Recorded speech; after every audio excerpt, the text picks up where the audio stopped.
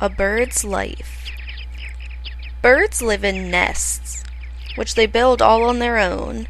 They find materials like leaves, sticks, or grass that they use to build their nests with their beak. And different birds are different sizes, of course, so they might have different size beaks and be able to carry different kinds of materials. Bigger birds can carry bigger materials and will have to make bigger nests. They might carry heavy things with their talons or their claws if they're a bigger bird.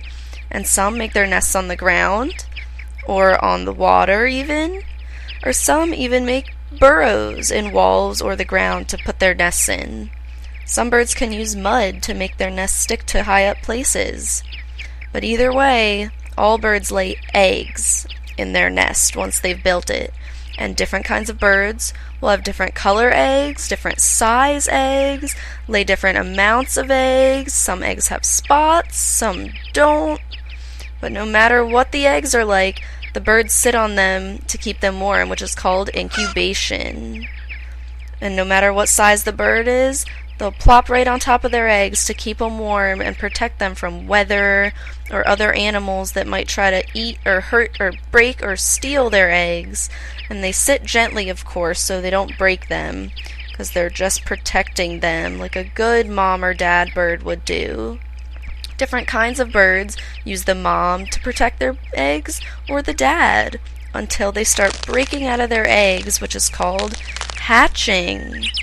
It might take a long time or a short time, depending on the kind of bird or how big the baby is.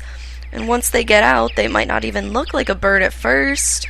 They've got a lot of skin showing. They don't have feathers yet, but you can start to see their eyes and their beaks, their legs, their wings, their back. They look a little shriveled up, but their beaks are kind of big. And their mouths are open and they're chirping, just like human babies cry when they're born. Baby birds chirp, and they're very hungry, which is why their mouths are open, waiting for their mom or dad to bring them food. They've been in that egg for a long time. So the mom or dad will use their beak to bring them food, and depending on the kind of bird, it might be bugs or leaves or berries, maybe some seeds or grass or fish, just depending where the bird lives and what kind of food it eats and finds. And it feeds its babies and feeds its babies, and that's all it does for a long time until the babies grow, just like human babies or any other animal babies. Their feathers start to come in, their size gets bigger, and they start to look like real adult birds and not babies anymore. And pretty soon, they start not to need their mom, even though it keeps feeding them. They get a little too big for that nest. They might be wondering what else is going on in the world outside of their nest. Notice how they're looking around at the world around them. They know they're going to have to leave soon. And eventually, they'll go.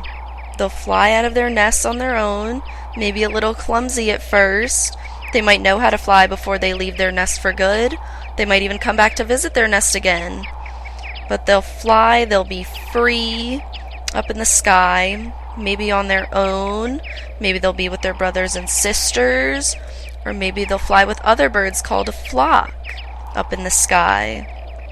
But either way, no matter what they're doing up there, they're going to have to settle back down soon and build their own nests and then lay their own eggs, and the cycle will start all over again.